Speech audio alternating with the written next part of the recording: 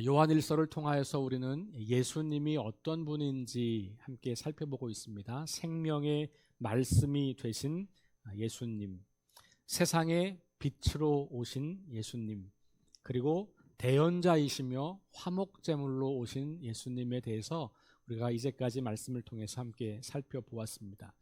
오늘은 새 계명을 주시는 분, 그런데 그 새 계명 안에 여러 가지 이제까지 이야기했던 그 예수님이 어떤 분인지를 좀 요약해 보면서 우리 성탄절을 맞이해 보려고 합니다. 오늘 말씀 2장에 있는 말씀을 보면 7절에 이렇게 이야기하죠. 사랑하는 자들아, 내가 새 계명을 너희에게 쓰는 것이 아니다, 이렇게 이야기를 하면서 너희가 이미 들었던 말씀, 옛 계명이다, 이렇게 이야기를 합니다. 그리고 나서 이제 8절에 가면 다시 내가 너희에게 새 계명을 쓴다. 약간 앞뒤가 안 맞는 말이죠. 내가 새 계명을 말하는 게 아니고 원래 있던, 너희들이 알고 있던, 들었던 옛 말씀, 옛 계명을 전하는 거다, 이렇게 이야기하고 나서 곧장 근데 새 계명을 전한다, 이렇게 말씀하시니까 약간 혼선이 좀 있을 수가 있죠. 예수님께서 말씀하시려고 하는 건 뭐냐? 옛 계명, 새 계명 어떤 거냐? 옛 계명이지만 새롭게 해석하고 완성된 계명, 이렇게 이해를 하면 좋을 것 같습니다. 일단 옛 계명이라고 하는 말을 우리가 생각해 보면 레위기 18장 19절을 찾아가 보셔야 됩니다. 자, 레위기 18장 19절을 한번 찾아서 읽겠습니다. 신약 시대, 예수님 시대에 이스라엘 백성들에게는 율법이 있었고, 그 율법은 우리가 지금 잘 아는 창세기, 출애굽기, 레위기, 민수기, 신명기까지 5권을 율법이라고 합니다. 그 율법의 핵심을 레위기로 볼 수 있겠고, 그 레위기의 중간 토막쯤에 보면 이제 율법이 나와 있는데 19장 18절 말씀, 19장이 이스라엘 백성들에게 너희는 거룩하라 라고 하는 계명들이 쭉 열거가 되어 있고, 그리고 나서 그 이야기의 중간에 이렇게 나와 있습니다. 18절 말씀, 19장 18절 다 함께 시작. 원수를 갚지 말며 동포를 원망하지 말며 내 이웃 사랑하기를 내 자신과 같이 사랑하라. 나는 여호와이니라. 아멘. 자, 그 위에부터 읽어보면 너는 내 형제를 마음으로 미워하지 말며 내 이웃을 반드시 견책하라. 그러면 내가 그에 대하여 죄를 담당하지 아니하리라. 죄를 짓는 형제조차도 미워하지 말라는 거예요. 죄를 짓는 것에 대해서는 분명하게 말을 해줘야 하지만 그 죄를 지은 형제를 미워하는 것은 안 된다는 게 구약에도 나오는 율법이에요. 자, 그리고 오늘 이 18절 읽은 말씀, 원수를 갚지 말라. 우리에게 악을 행하고 죄를 행하는 자들이라도 원수를 갚지 말라는 것이고, 동포를 원망하지 말라. 이웃 사랑하기를 자신과 같이 사랑하라. 이런 말씀이 구약의 율법 안에 들어있는 거고, 그 들어있는 것만이 아니라 거의 핵심 부분이라고 말을 해도 관계가 없습니다. 내가 거룩하니 너희도 거룩하라 라는 말에 그 본질로 들어가면 사랑하라는 말이에요. 이웃을 사랑하라. 자, 그러니까 이 요한 공동체에게 사랑하라는 말씀을 하려고 할 때 그 말씀이 전혀 새로운 계명이 아닌 것이죠. 그러니까 내가 지금 말하는 건 전혀 새로운 게 아니야. 원래 너희들이 들어서 알고 있던 거야. 이미 들었고, 특별히 유대인 그리스도인들이었다면 오랜 전통으로 이 율법을 목숨처럼 지켜왔던 그 말씀, 이웃을 사랑하라 라고 하는 말씀, 그런 의미에서는 새 계명이 아니다 라는 거죠. 예수님께서도 마태복음 22장에서 이 구약 성경 전체를 요약합니다. 자, 이거 중요한 말씀이니까 이것도 한번 찾아볼게요. 마태복음 22장으로 한번 갑니다. 34절부터 시작되는 이야기인데 한 율법사가 예수님께 찾아와서 어느 계명이 가장 큽니까? 그러니까 율법 지금 이거 레위기에 나오는 여러 가지 율법이 있는데 그 율법 중에 어떤 게, 그 계명 중에 어떤 게 가장 큰 겁니까? 이렇게 질문하는 거예요. 예수님께서 그러니까 그 모든 것들을 요약하여서 말씀하십니다. 37절부터 39절까지 40절까지 한번 읽을게요. 시작. 예수께서 이르시되 내 마음을 다하고 목숨을 다하고 뜻을 다하고 주 너의 하나님을 사랑하라 하셨으니 이것이 크고 첫째 되는 계명이요 둘째도 이와 같으니 내 이웃을 내 자신과 같이 사랑하라 하셨으니 이 두 계명이 온 율법과 선지자의 강령이니라. 아멘. 자, 지금 여기 예수님께서 39절에 둘째도 그와 같으니라고 말하면서 내 이웃을 내 자신과 같이 사랑하라라고 하는 것은 여러분 거기 각주가 붙어 있는 것처럼 방금 읽은 레위기 19장 18절 말씀을 예수님께서 그대로 가지고 오신 거죠. 그러니까 예수님께서 이해하시는 율법의 핵심, 그것은 뭐냐? 사랑인데 하나님을 사랑하는 것과 이웃을 사랑하는 것이에요. 그러니 사랑하라는 계명은 전혀 새로운 계명이 아니고 이미 구약 성경 전체가 계속해서 말씀하고 있는 것이고 구약 성경을 압축하고 또 압축하고 또 압축하면 남는 그 엑기스와 같은 게 뭐냐? 하나님을 사랑하고 이웃을 자신과 같이 사랑하라는 것이다. 이런 것이죠. 자, 그 말씀을 하셨어요. 그리고 요한 공동체는 예수님께서 이렇게 가르치셨다는 것을 이미 잘 알고 있는 거죠. 그러니까 레위기도 그렇게 말하고 예수님도 그 레위기 말씀을 가지고 구약 성경 전체를 요약하면서 말씀하셨던 것이 오랫동안 이들이 알고 있던 말씀이에요. 자, 그러니까 이것은 새로운 계명이 아니라고 말씀하는 거예요. 너희가 이미 처음부터 가진 옛 계명이니 너희가 이미 들은 바 말씀이다. 이렇게 이야기를 하는 것이죠. 사실 세상에 새로운 게 별로 없어요. 그렇죠? 이미 오래전부터 다 있어 왔던 것들이지요. 특별히 이 신약 시대, 예수님 이후 시대의 그리스도인들에게도 우리의 믿음이 뭔가 새로운 게 있을 것 같지만 이미 구약 성경에서 거의 다 이야기됐던 것들을 재해석하는 것입니다. 재해석하는 것이기 때문에 새롭다라고 말할 수 있는 거예요. 그런데 특별히 예수님은 이 사랑을 어떻게 새 계명으로 이해해야 하냐, 그 새 계명이라고 하는 것을 좀 초점을 두어 보면 언약이 새로워졌기 때문이라고 말할 수 있어요. 다시 말하면 이스라엘 백성과 하나님 사이에는 시내산 언약을 통해서 내가 너희의 하나님이 되고 너희는 내 백성이 된다라는 언약을 맺었죠. 그게 출애굽기에서 나오는 이야기예요. 그러니까 출애굽한 이스라엘 백성들은 하나님과 새로운 관계를 맺게 되었고 그 관계를 맺었던 그 귀중한 약속을 언약이라고 말하는 거고, 이 언약은 하나님과 이스라엘 백성들 사이의 관계가 새로워진 것을 말해요. 그래서 언약 백성이라고 하는 말은 이제 우리가 하나님과 관계없던 인생에서 하나님과 관계하는 인생, 하나님과 교제하는 인생, 하나님을 알고 그 하나님을 사랑하고 그 하나님의 사랑으로 살아가는 인생이 되었다라는 거예요. 그런데 구약 시대의 이야기는 그 언약이 계속해서 깨어지는 이야기예요. 이스라엘의 입장으로 보면 하나님께서는 그들에게 그 언약을 가지고 잘 살아가도록 땅과 후손을 주셨는데 이스라엘 백성들은 계속해서 그 언약을 깨뜨리고 하나님 없이 우리는 우리 마음대로 살고 싶어요. 그게 이스라엘 역사 이야기예요. 역사의 관점으로 보면 그렇고 하나님의 관점으로 보면 그렇게 끊임없이 반역하는 이스라엘을 계속 사랑하는 이야기예요. 그래서 사람들을 보내고 말씀을 다시 듣게 하고 깨닫게 하고 돌아오게 하고, 근데 그게 잘 안 돼요. 그래서 이스라엘 백성은 어떻게 해요? 망하죠.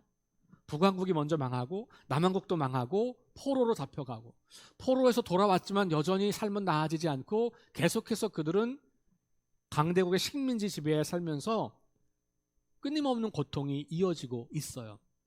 포로 후기 예언자 중에 예레미야라고 하는 사람이 새 언약이라는 말을 처음 씁니다. 예레미야 31장 이 말씀도 찾아보겠습니다.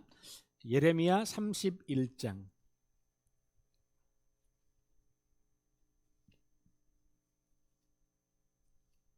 우리가 구약, 신약 이렇게 말하는 신약이라는 게 새 언약 그런 말이고요. 구약이 옛 언약 이런 말이거든요. 예레미야에서 처음으로 새 언약이라고 하는 단어가 등장합니다.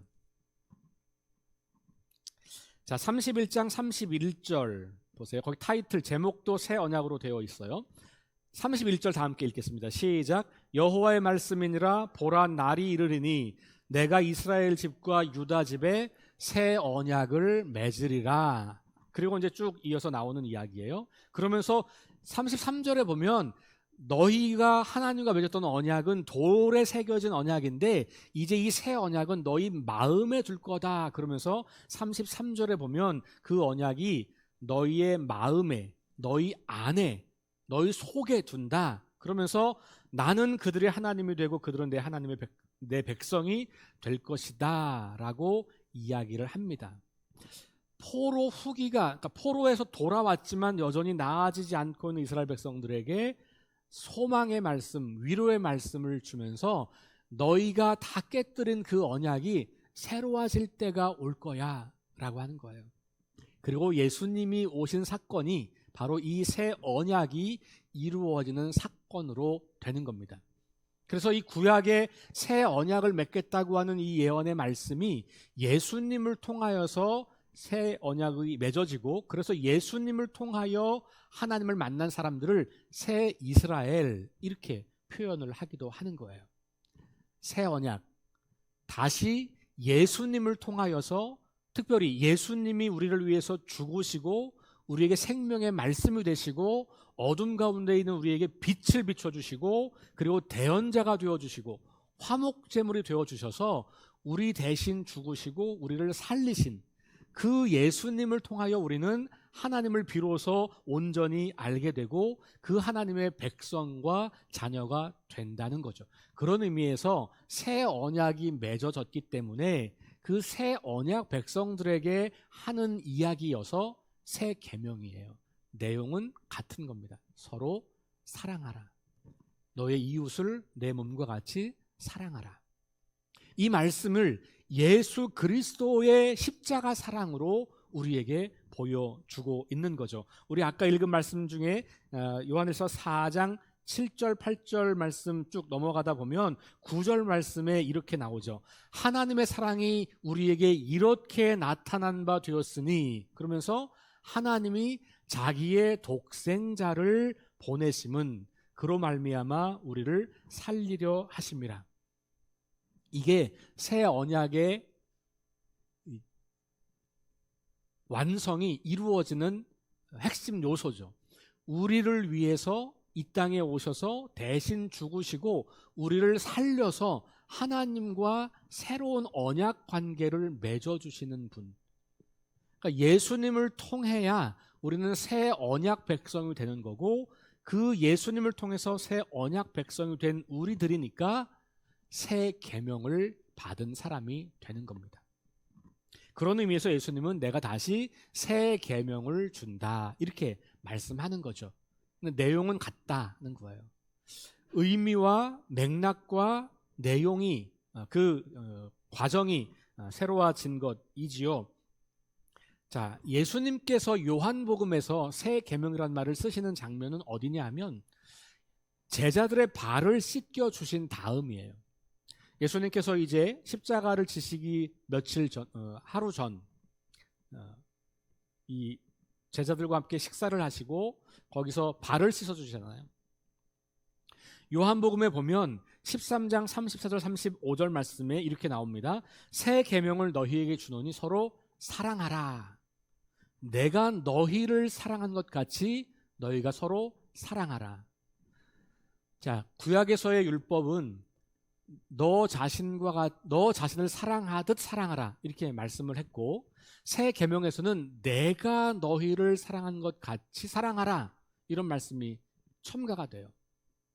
그러니까 똑같이 이웃을 사랑하는 건데, 내가 나를 사랑하듯 이웃을 사랑하던 것에서 그 내가 나를 사랑하는 것의 근원으로 올라가면 그게 뭐냐면 예수님이 우리를 사랑하신 사랑이에요. 그 사랑은 뭡니까?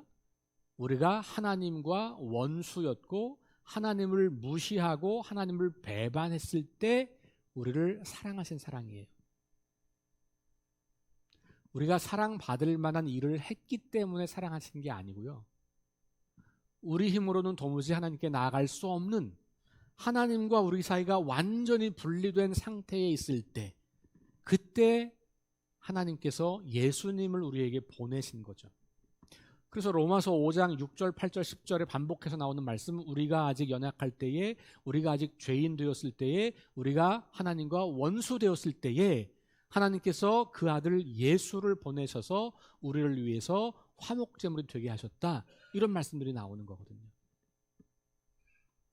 여러분, 그러니까 새 계명의 핵심은 예수님의 사랑으로 우리가 사랑하는 거예요.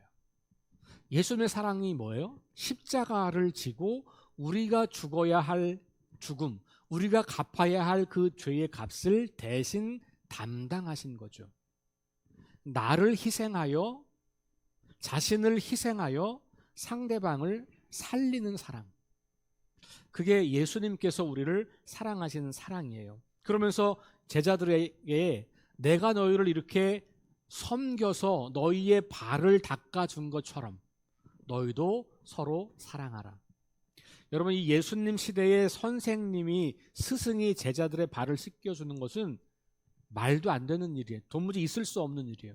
이 세상에서는 절대로 일어날 수 없는 일입니다. 그 일을 주님께서 하신 거예요. 사랑으로. 그러니까 베드로가 어떻게 선생님이 우리 발을 씻어주십니까? 말도 안 됩니다. 하지 마세요. 막 만류하잖아요. 그때 주님께서 하시는 말씀은 내가 이 발을 씻어주지 않으면 너희들과 내가 아무 관계가 없다, 이렇게 말을 하죠. 우리와 주님과의 관계의 시작은 주님께서 자신을 희생하여 우리를 사랑하신 것이에요. 그리고 우리가 그것을 받아들일 때 비로소 새로운 관계가 시작되는 것이죠. 그러니까 예수님의 그 십자가 사랑이야말로 새 계명의 핵심에 들어있는 겁니다. 그러니 오늘 우리가 예수님을 기다리고 그 예수님 안에서 살려고 하는 우리들은 바로 이 자신을 희생하여, 자신을 내어주며 다른 사람을 사랑하는 그 사랑의 삶을 살아야 한다는 것을 말씀해주고 있는 것입니다. 우리를 위해서 화목제물이 되신 것을 통해서 새 언약이 세워졌고, 예수님의 이 사랑으로 우리는 하나님의 자녀가 되었고, 예수님을 통해서 새 언약 백성이 된 것이죠. 그랬기 때문에 우리에게는 새로운 삶의 방식과 기준이 생긴 건데, 그것을 새 계명이라고 말하는 겁니다. 너희가 서로 사랑하라. 그리고 그 사장의 이야기는, 그 사랑의 출발점은 하나님이다. 하나님은 사랑이시다. 사랑은 하나님께로부터 온다. 그렇게 말하고 있잖아요. 그 예수님의 십자가 사랑이 바로 하나님으로부터 온 사랑인 거죠. 자, 그래서 2장 7절에서 11절을 요약하면 이렇게 됩니다. 예수 그리스도로부터 나오는 새 언약을 통해 새로운 존재가 된다는 것은 참된 것입니다. 이제 우리에게는 어둠이 지나가고 참빛이 비쳤습니다. 예수님께서 오셨다는 거거든요. 그런데도 빛 가운데 있다고 하면서 형제를 미워한다면 그것은 실제로는 어둠에 있는 것입니다. 그 사람들은 갈 곳을 알지 못합니다. 그들의 눈이 멀어 있습니다. 이렇게 말하는 거죠. 그러나 새 언약을 따라 형제를 사랑하는 사람들은 빛 가운데 거하는 사람들입니다. 이 빛이 뭐예요? 예수 그리스도잖아요. 예수님과 함께 동행하는 자는, 예수님과 연합한 사람은 어둠이 아니라 빛 가운데 있는 것이고, 그것은 구체적으로 형제를 미워하지 않고 사랑하는 것으로 나타난다, 라는 것입니다. 4장 7절부터 12절 말씀을 요약하면 이렇습니다. 사랑은 하나님으로부터 나오는 것인데 그 하나님의 사랑이 이렇게 나타났다. 어떻게? 독생자를 세상에 보내신 것으로 나타났다. 그래서 그분은 우리의 죄를 속량하기 위하여 화목 제물이 되셨다. 그가 자신을 화목 제물로 드린 것처럼 우리도 서로 사랑하는 것이 마땅하다. 이것이 바로 예수님께서 말씀하시는 새 계명이에요. 내가 너희를 위해서 나를 완전히 희생한 것처럼. 함께 있을 때는 낮아져서 발을 씻겨주는 그 섬김을 하시고 마지막은 십자가를 지시고 대신 죽으신 그 자기 내어줌의 사랑, 그 사랑으로 서로를 사랑하라 이렇게 말씀하고 있는 겁니다. 자, 그러면 이 새 계명 안에서 우리는 예수님이 어떤 분인지를 다시 확인하게 돼요. 이제까지 보았던 첫째 주부터 지금까지 보았던 여러 가지 예수님에 대한 그 비유적인 언어들을 조금 풀어서 설명하면 이렇게 요약합니다. 첫 번째는 하나님이 누구신지를 보여주셨다. 예수님은 하나님이 어떤 분인지를 보여주신 거예요. 가르침으로, 그의 행함으로, 그리고 그의 우리와 함께하는 그 삶의 모든 여정으로. 그러니까 이 땅에서 살아갔던 모든 예수님의 삶은, 그리고 그가 행하셨던 기적들, 그가 행하셨던 여러 가지 일들, 사람들과의 만남, 그리고 그들에게 가르쳤던 그 모든 말씀들의 핵심은 하나님은 이런 분이야 라는 거예요. 그 핵심은 하나님은 너희를 사랑하신다. 너희를 깨어져 망가진 너희를 회복해 주기를 원하신다. 그것의 실제를 눈으로 보여준 사건이 예수님이 이 땅에 오신 사건이죠. 그러니까 예수님이 하신 가장 중요한 일은 하나님이 어떤 분인지, 하나님이 우리를 얼마나 사랑하시는지를 몸소 보여주고 가르치셨어요. 두 번째, 예수님은 누구시냐? 그 핵심으로 가면, 그 절정으로 가면 십자가에 죽으셔서 우리를 살리신 거예요. 그건 하나님의 구원 행동이에요. 그리고 그 구원 행동을 자기 자신이 죽음으로 말미암아 그 구원 행동을 이루신 분이에요. 그러니까 예수님은 누구냐? 우리가 담당해야 할 죄값, 하나님을 반역하고 혹은 하나님을 무시하고 하나님 없이 인생은 내 거야, 내 마음대로 살면 되지, 내가 하고 싶은 대로 살면 되지 라고 살던 우리 인생, 그래서 하나님 없이 살다가 끝없는 갈증 속에 살다가 결국은 하나님 없는 영혼을 맞이하게 될 우리들에게 하나님과 함께하는 그 삶의 기쁨을 회복시켜 주시고, 그래서 우리의 삶을 온전히 치유하시고 구원하셔서 영원한 하나님 나라를 선물해 주신 그 예수님, 이 십자가 사건, 우리를 위해서 대신 죽으셨다라고 하는 것, 하나님의 구원 행동을 이루셨다고 하는 것, 이것이 예수님께서 행하신 그 사건이죠. 그러니까 하나님이 어떤 분인지를 보여주었고, 그 사랑을 아주 선명하게 시청각 자료로 보여주신 게 자신의 십자가 죽음이에요.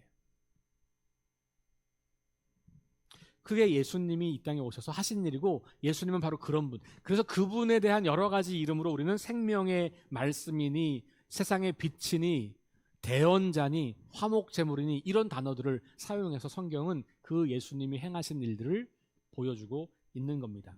자, 그리고 나니까 그 예수님께서 우리와 새로운 관계를 맺게 될 때 우리에게는 새로운 삶의 의미와 목적이 생기는 거예요.